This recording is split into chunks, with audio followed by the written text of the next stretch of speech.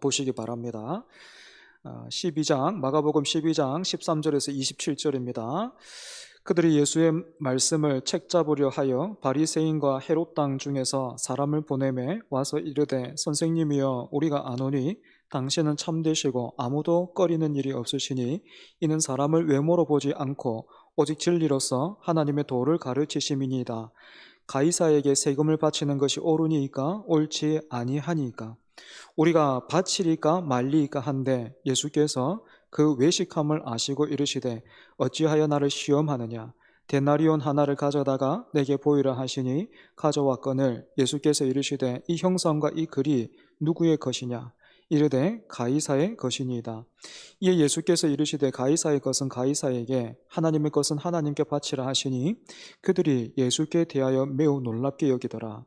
부활이 없다 하는 사두개인들이 예수께 와서 물어 이르되 선생님이여 모세가 우리에게 써주기를 어떤 사람의 형이 자식이 없이 아내를 두고 죽으면 그 동생이 그 아내를 취하여 형을 위하여 상속자를 세울지니라 하였나이다. 칠형제가 있었는데 마지가 아내를 취하였다가 상속자가 없이 죽고 둘째도 그 여자를 취하였다가 상속자가 없이 죽고 셋째도 그렇게 하여 일곱이 다 상속자가 없었고 최후의 여자도 죽었나이다. 일곱 사람이 다 그를 아내로 취하였으니 부활 때 곧 그들이 살아날 때에 그 중에 누구의 아내가 되리이까? 예수께서 이르시되 너희가 성경도 하나님의 능력도 알지 못함으로 오해함이 아니냐. 사람이 죽은 자 가운데서 살아날 때에는 장가도 아니가고 시집도 아니가고 하늘에 있는 천사들과 같으니라. 죽은 자가 살아난다는 것을 말할진대 너희가 모세의 책 중 가시나무 떨기에 관한 글에 하나님께서 모세에게 이르시되 나는 아브라함의 하나님이요 이삭의 하나님이요 야곱의 하나님이로라 하신 말씀을 읽어보지 못하였느냐. 하나님은 죽은 자의 하나님이 아니요 산 자의 하나님이시니라. 너희가 크게 오해하였도다 하시니라. 아멘. 영원한 아군도 없고 영원한 적도 없다. 이 말은 우리가 살아가고 있는 국제 정세에 통용되고 있습니다. 각 나라의 이익을 위해서는 어제의 적도 오늘의 동지가 되고 또 반대로 어제의 동지가 오늘의 적이 되기도 하는 것이 오늘 우리가 사는 세상의 모습이죠. 오늘 본문을 볼 때 이런 모습은 예수님 시대에도 마찬가지였던 것 같아요. 13절 보시면 예수님께 올가미를 씌우려고 교묘하게 다가서는 사람들이 있습니다. 대제사장들과 서기관들과 장로들로부터 파견된 그 바리새인과 헤롯 땅 이런 사람들이요 교활한 사냥꾼처럼 예수님께 지금 접근하고 있는 것이죠, 그지? 바리새인은 우리에게 굉장히 익숙한 사람들입니다. 바리세파라는 뜻 자체가 분리된 자라는 그런 의미일 정도로 이 사람들은 율법을 철저하게 지키면서 불결하고 부정한 모든 것으로부터 자신들을 구분하면서 살았습니다. 이런 바리세파 사람들의 정신은 민족주의와도 잘 결탁이 되어서 자기가 누구보다 나라와 민족을 사랑하고 위한다 생각했던 사람들이 바로 이 또 바리새인들이었습니다. 반면에 헤롯 땅은 어떤 사람입니까? 헤롯 땅이라는 그 이름에 드러나 있는 것처럼 헤롯 왕조와 로마법을 지지하던 사람들입니다. 비록 바리새파 사람들처럼 신앙적으로 견고한 모습은 보여주지는 못했지만 그래도 나름대로 규모와 세를 가지고 있던 사람들입니다.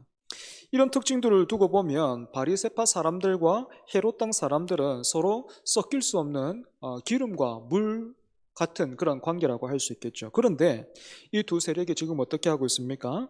예수님께 말의 올무를 씌우려고 같이 연합해서 나오고 있습니다. 어제의 적이 오늘의 동지가 된 거죠.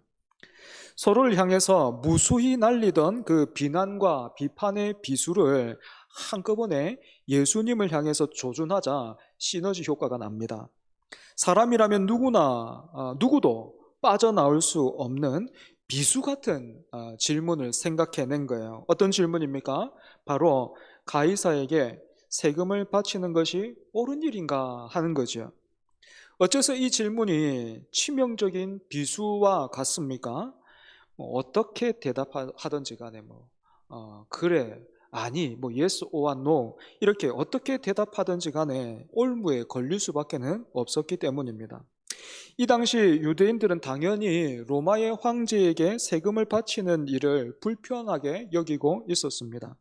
그래서 유대인들 중에서는 과세는 노예 제도의 도입보다 나을 것이 없다 이렇게 말하는 사람들도 있었고, 우리는 하나님 한 분만 섬기는 사람들이니까 힘을 합해서 로마를 대항하자, 우리가 일어나게만 한다면 하나님께서 우리를 도와주실 것이다 이렇게 말하는 사람들도, 생각하는 사람들도 있었습니다. 비록 제가 경험하지는 못했지만 우리나라도 일제 치하에 있었잖아요. 그죠?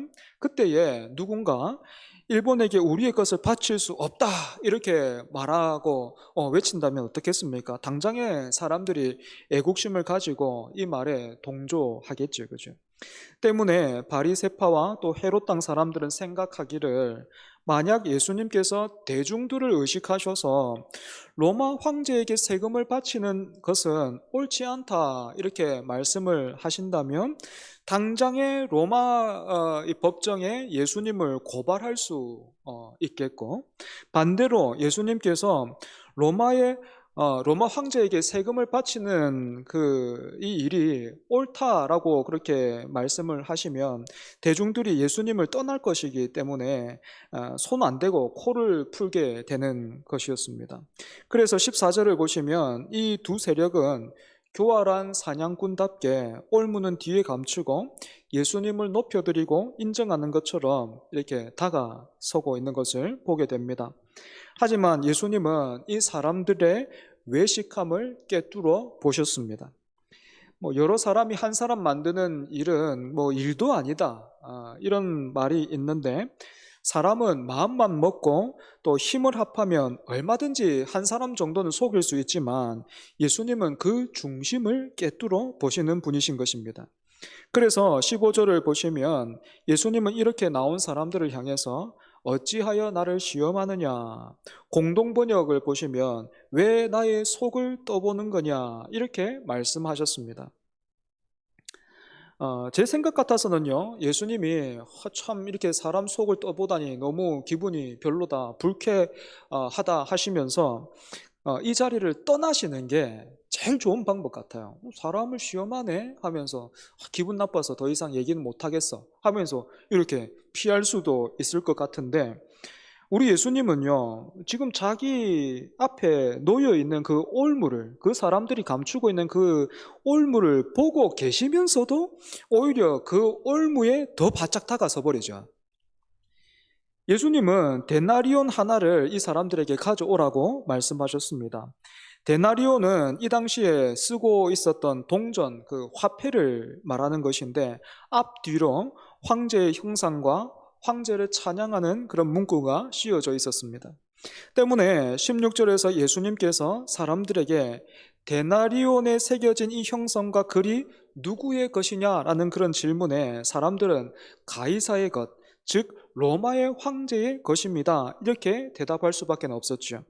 그러자 예수님은 이 사람들의 대답을 받으시면서 가이사의 것은 가이사에게, 하나님의 것은 하나님께 바치라 말씀하셨습니다. 여기서 우리는 이 당시 화폐에 대한 인식을 간단하게 한번 정리해 볼 필요가 있습니다. 첫 번째로 화폐는요, 권력의 상징이었어요. 누구든지 한 나라를 정복하거나 반란에 성공을 하면 제일 먼저 하는 일이 자신의 화폐를 발행하는 것이었습니다. 이것이 왕권과 권력의 최종적인 보증이 되었기 때문입니다. 두 번째로 화폐가 통용되는 곳에서는요, 주권이 잘 유지되었습니다. 그렇기 때문에 이 왕이 지배하는 범위를 알려면 그 화폐가 어디까지 유통되고 있는가 하는 것을 보면 되는 것입니다. 오늘날도 마찬가지죠. 그죠? 전 세계적으로 잘 통용되는 돈이 뭡니까? 달러잖아요. 그죠? 미국의 힘이 그만큼 많이 미친다는 그런 의미겠죠. 마지막 세 번째로 화폐에는 왕의 형상이 새겨져 있었기 때문에 그 데나리온이 비록 지금 너의 호주머니에서 나왔다 하더라도 이것은 실질적으로 가이사의 것이다 라는 것을 의미했습니다. 때문에 사랑하는 여러분, 가이사의 것은 가이사에게, 하나님의 것은 하나님께 바치라 라는 말씀을 우리가 어떻게 이해할 수 있겠습니까? 예수님은 이렇게 대답하신 것입니다. 너희들이 지금 가이사의 화폐를 사용하고 있는 것은 모든 면에서 가이사의 권력을 인정하고 있다는 의미가 아니냐. 혹 너희 중에 가이사의 권력을 마음으로 인정하지 못하고 있다고 해도 데나리온에 그의 형상과 글이 적혀 있으니 이것은 가이사의 것이다. 가이사의 것은 가이사에게 돌려주는 것이 옳다. 그리고 나서 하나님의 것은 하나님께 드려라. 여러분, 그러면 하나님의 것은 도대체 무엇입니까? 사실 하나님의 것이 아닌 것은 이 세상에 아무것도 없지요. 그래서 사실상 가이사의 것은 하나도 없다라고 봐도 무방합니다. 하지만 데나리온에 새겨진 형상과 글을 우리가 한번 생각해 볼 때에 하나님의 형상이 무엇일까 우리가 한번 성경에서 찾고 고민해 본다면 그것은 단연 사람입니다. 사람이 하나님의 형상으로 지음받았잖아요. 때문에 예수님은 세금의 문제로 올무를 걸어오는 사람들을 향해서 중요한 것은 세금을 바치느냐 마느냐, 그것으로 누가 옳은가 하는 것이 드러나는 것이 아니라 너희들이, 그리고 이 모든 세상이 지금 하나님께 속해 있다라는 것을 알고 믿고 또 그렇게 사는 것이 중요하다, 이렇게 말씀하신 것입니다. 하나님을 섬기고 사랑하는 것이 더 중요하다라고 말씀하신 거죠. 사랑하는 여러분, 우리는 하나님 나라 백성입니다. 그리고 동시에 이 땅의 한 지역에서 삶을 일구고 살아가는 시민이기도 하지요. 그래서 그리스도인은 하나님 나라 백성이라는 더 크고 분명한 정체성을 가지고 이 땅을 살아가는 사람들입니다. 때문에 나라가, 그리고 또 진주시가 정당한 의무와 책임을 우리에게 지운다면 우리는 그 법에 순종해야 합니다. 하지만 이 땅의 법이 하나님 나라의 법과 어긋날 때에 우리는 소리를 높여야 하고 그것을 지적해야만 하지요. 자칫 잘못하면 이런 모습이 어떤 테러리스트 같거나 아니면 포용력이 이렇게 없는 좁은 그런 사람들처럼 몰리고 그렇게 생각될 수 있지만 여러분, 그렇지 않습니다. 아브라함 카이퍼는 이렇게 말했습니다. 오직 복음만이 하락의 길에서 한 사회를 건져낼 수 있다. 무슨 말입니까? 그리스도인들이 복음을 따라서 이 땅을 살아갈 때에 그 삶에서 생명과 의의 향기가 퍼져 나가게 된다라는 의미입니다. 두 번째로 18절 말씀을 보시면 이번에는 사두개인들이 나와서 예수님을 책잡으려고 하고 있습니다. 사두개인들 어떤 사람들입니까? 주로 제사장의 직분을 담당하던 사람들이었는데 쉽게 말하자면 유대인 중에서요 귀족 같은 사람들이었어요. 그런데 이 사람들은 모세 오경만을 정경으로 인정하고 있었기 때문에 영혼과 천사와 부활을 믿지 않았습니다. 이런 차이 때문에 이 사람들은 바리새인들과도 대척점에 있던 사람들이었습니다. 하지만 지금은 예수님을 올무에 빠뜨리려고 하는 똑같은 목적을 가지고 있죠. 사두개인들이 예수님께 들고 나왔던 것은 그들의 전공이었습니다. 사두개인들은 모세 오경에서 부활에 대한 가르침을 찾을 수 없었기 때문에 부활을 믿고 있는 사람들의 그 허망함을 드러내려고 예수님께 부활에 대한 문제를 들고 나왔습니다. 7 형제가 있었는데 첫째가 상속자가 없이 죽었습니다. 그러면 이 당시의 법대로 그 형제가 형수에게 아들을 낳아줌으로 그 가문과 재산을 유지할 수 있도록 해야 했는데 둘째부터 막내 7째까지 아무도 그렇게 하지 못하고 다 죽어버렸다는 거예요. 그런데 만약에 당신들이 말하는 것처럼 부활이 있다고 한다면 부활 때에 이 여인은 누구의 아내가 되겠는가 하는 것이 사두개인들의 질문이었습니다. 때문에 사두개인들에게는요, 이 부활의 때가, 이 부활한 이 세상이요, 영광스럽고 영광스러운 때가 아니라 어지럽고 난장판 같은 그런 모습이었던 것입니다. 예수님은 이런 사두개인들에게 스스로 막 그 자기 지식과 머릿속에서만 부활을 그리고 이런 건 있을 수가 없어 라고 생각했던 그 사두개인들에게 이처럼 말씀하셨습니다. 24절이에요. 예수께서 이르시되 너희가 성경도 하나님의 능력도 알지 못함으로 오해함이 아니냐. 사랑하는 여러분, 이렇게 사두개인처럼 이 땅의 모습을 통해서 하늘을 창조하는 어리석은 사람들이 종종 있었습니다. 아메리카 인디언들은요, 천성적으로 사냥꾼이었기 때문에 천국을 유쾌하고 만족스러운 사냥터라고 생각했습니다. 우리가 잘 알고 있는 그 호전적인 바이킹 같은 사람들은 종일 싸움을 하고 밤에는 죽은 자가 다시 살아나고 부상당한 사람들이 회복되고 그들이 정복한 적에 두개골로 만든 잔으로 술을 마시면서 밤낮으로 잔치를 벌이는 것을 발할라 또는 극락이라고 생각했습니다. 마호메트 교도들은 이 땅에서 사치를 모르는 환경에서 사는 사막의 사람들입니다. 그래서 이 사람들은 천국을 감각적이고 육체적인 쾌락을 마음껏 즐길 수 있는 곳이라고 생각했습니다. 뿐만 아니라 유대인들은 바다를 싫어해서 천국을 바다가 없는 곳으로 생각했고, 오늘 대부분의 사람들은 누구나 슬픔과 고통을 원하지 않기 때문에 천국을 단순히 눈물과 고통이 없는 곳이라고 그렇게 생각하고 기대합니다. 하지만 하나님 나라는 오직 말씀을 통해서만 우리가 들여다 볼 수 있습니다. 그럼 사두개인들의 질문과 예수님의 대답을 통해서 보게 되는 하나님의 나라는 어떤 모습입니까? 부활을 하게 되면 우리가 천사와 같다라는 것입니다. 결혼하고 싶다는 육체적인 욕망이나 필요가 그곳에는 없다라는 것이죠. 그러니까 천국에서의 우리의 삶은 이 세상의 언어로는 생각할 수 없는 것입니다. 하지만 이 천국도 부활을 믿지 않는 사두개인들에게는 먼 나라 이야기입니다. 그래서 예수님은 이 사두개인들의 어리석음을 도와주시고자 사두개인들이 인정하고 있는 모세 오경을 통해서 부활을 가르쳐 주십니다. 어떻게 가르쳐 주십니까? 26절 보시면 하나님께서 모세를 부르실 때에 자신을 이렇게 소개하셨습니다. 나는 아브라함의 하나님이요 이삭의 하나님이요 야곱의 하나님이로라. 아시는 것처럼 아브라함과 이삭과 야곱은 모세 훨씬 이전의 조상들이죠. 그런데 하나님께서 모세에게 자신을 이렇게 마치 이런 하나님이었다. 모세 아브라함의 하나님이었다. 이삭의 하나님이었다. 이렇게 말씀하시지 않고 마치 이렇게 아브라함이 살아있는 것처럼 이삭이 살아있는 것처럼 야곱이 살아있는 것처럼 이렇게 말씀하신 이유가 뭔가 하면 27절에 이렇게 돼 있어요. 하나님은 죽은 자의 하나님이 아니요 산자의 하나님이시라.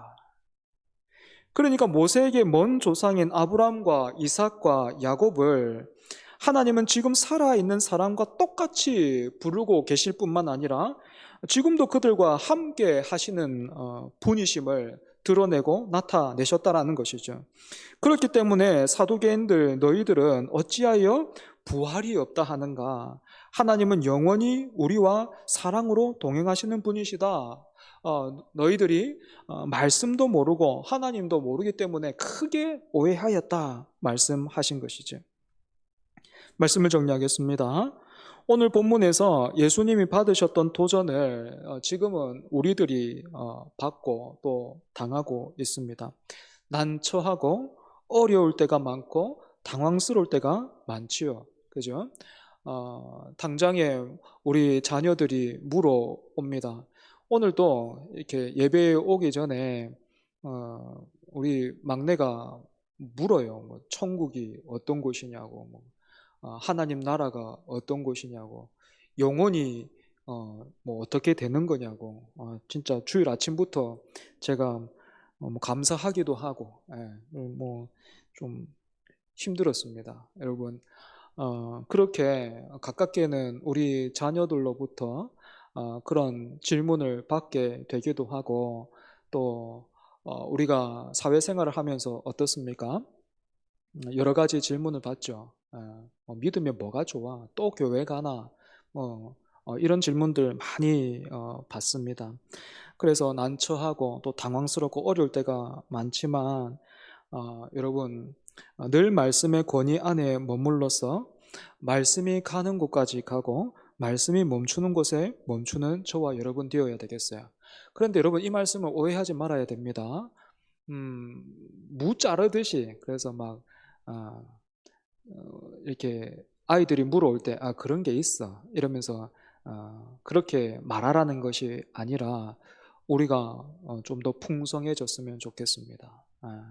사실은 우리가 나누어 줄 것이 없기 때문에 우리가 하나님의 말씀을 통해서 아이들에게 이렇게 전할 것이 없기 때문에 사실 여러분들은 모르겠습니다. 저보다 약간 이렇게 연배가 있으시기 때문에 주로 착하셔가지고 믿어가면 예 하고 믿었죠, 그죠? 예, 이렇게 속에서 질문들이 생기고 궁금증들이 있어도 말하지도 못하고 막 분위기상 말하지도 못하고 그냥 이렇게 꾹 참고 믿었죠, 그죠? 예, 그러다 보니까 우리 아이들에게 또 세상에 대해서 이렇게 당황스러울 때가 많지만 여러분 지금부터라도 말씀의 권위 아래 머물러서 말씀이 가는 곳까지 따라가야 돼요. 예, 말씀이 가는 곳까지 충실하게 따라가면서 이런 귀한 것이 있구나. 그렇구나 하고 깨달아서 그것을 내 말로 그렇게 전할 수 있어야 됩니다. 내가 소화한 대로 전할 수 있어야 합니다. 그래서 오늘 오전에 잠시 언급했지만 여러분 시대가 분명히 악해요. 시대가 분명히 악해서 믿는 사람도 이 사탄이 우는 사자처럼 막 이렇게 해치고 잡아먹으려고 다니지만 여러분 그래서 그런 유혹들이 있지만 우리 자녀들에게 정말로 여러분들이 그 말씀의 그 풍성함을 말씀의 어떤 그런 아름다움을 여러분들이 전할 수 있기를 바랍니다. 그것이 우리에게 주어진 의무요 책임입니다. 하나님을 모르면 성경을 모르면 오해할 수밖에 없어요. 예. 선악과 그거 왜 만들었대요? 오해하는 거예요. 하나님이 누군지 모르기 때문에 그런 질문들이 나오는 거예요. 하나님이 살아계신다면 왜 이 세상에 이런 악들이 있나요? 하나님도 모르고 성경도 모르기 때문에 오해하는 것입니다. 여러분 그런 질문들 우리 안에서 받아서 말씀을 통해서 녹여내는 그런 영적인 내공들 쌓아가시기 바랍니다. 기도하겠습니다. 하나님, 서로 어울릴 수 없는 사람들이 예수님의 말씀에 또 예수님을 책잡기 위해서 이처럼 연합하고 있는 그런 모습들을 우리가 말씀을 통해서 확인하고 또한 그와 비슷한 시대와 세상을 오늘 우리가 살아가고 있습니다. 하나님, 당황스럽고 어렵고 또 힘든 그런 상황들이 많기는 하지만 그런 모든 도전에 우리가 일일이 다 대응할 수 없고 싸워 이길 수 없지만 하나님, 하나님의 말씀을 놓치지 않게 하여 주시고 하나님의 말씀을 사모하게 하여 주셔서 허락하신 그 말씀을 말씀 속에서 그 은혜의 샘에서 하나님의 그 풍성하신 은혜를 길어 올려 흘려 보낼 수 있는 우리 모두가 되게 하여 주시옵소서. 그래서 하나님께서 허락하신 모든 세상과 또 시간들 속에서 우리가 복음의 증인으로서 살아가기를 힘쓰게 하여 주시옵소서. 하나님, 입추가 지났는데도 여전히 참 무더위가 기승을 부리고 있습니다. 사랑하는 우리 성도들 영육의 강건함으로 지켜주시고 또 코로나로 인한 확진자가 계속해서 이렇게 증가되고 있는 추세에 있는데 하나님, 이 질병의 위협으로부터도 사랑하는 우리 성도들의 가정과 일터와 사업장을 하나님께서 붙들어 주시고 지켜 주시옵소서. 예배를 마치고 가정으로 돌아갑니다. 하나님께서 쉼을 주시고 또 하나님께서 주신 그 쉼으로 말미암아 우리가 내일부터 은혜로 허락되고 또 은혜로 살아갈 그 날들 속에서 예배자로 힘써 살아가게 하여 주시옵소서. 예수님 이름으로 기도합니다. 아멘.